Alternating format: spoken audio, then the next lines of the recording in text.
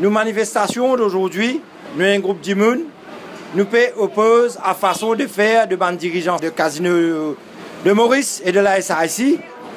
Parce que ces bandes là, c'est une autoproclame eux-mêmes comme bandes qui viennent nommés par le Premier ministre. Un groupe travailleur fin descendre pour interpeller le Premier ministre, pour interpeller le ministre du Travail pour exposer l'exagération qui peut faire au niveau de l'administration.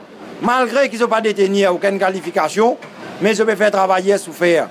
Que ce soit au niveau révision salariale, que ce soit au niveau conditions de travail, et que ce soit dans le monde quotidien qui nous vivent tous les jours dans le travail. Travailler peut stresser, peut malade. Nous ne pouvons pas rester insensibles à ça. Nous descendons nos coltors, nous envoyons une lettre au Premier ministre. Il ne répond pas nous, nous espérons, nous faisons nous la voix aujourd'hui, qu'il vous prend en considération. Il rend compte qu'ils sont nominés, qu'ils disent au faire dans le casino.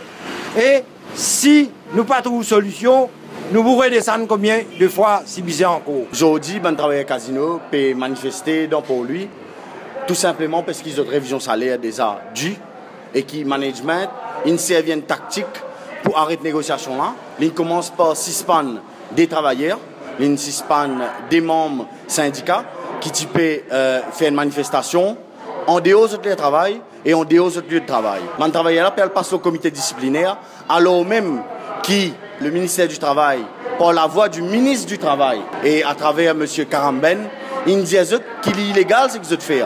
Ils n'ont pas le droit de faire ça.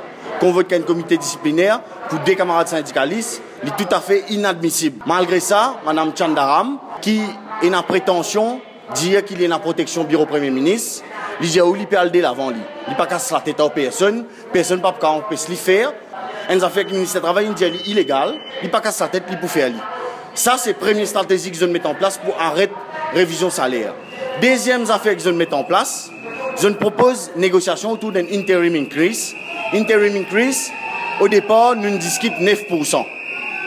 Je nous donne 5% unilatéralement. Je ne pas demande nous non rien, si nous d'accord, si nous pas d'accord. Je nous donne 5%. Finalement, M. Bidjan, récemment appointed, pas de même gain les temps de syndicat, il trouvait ce salaire de 120 000 pas assez. Il dit, il type gain 350 000. Marie prétention, pénal respect pour travailler, ou pas respecter ou collective agreement, ou peut venir réclamer 350 000 roupies à payer, ou pas qu'on commence travail, mais qui prétention, qui travaillait, qui gagne droit faire dans ce pays-là aujourd'hui. En plus de ça, Pérode impose au syndicat un salary commissioner.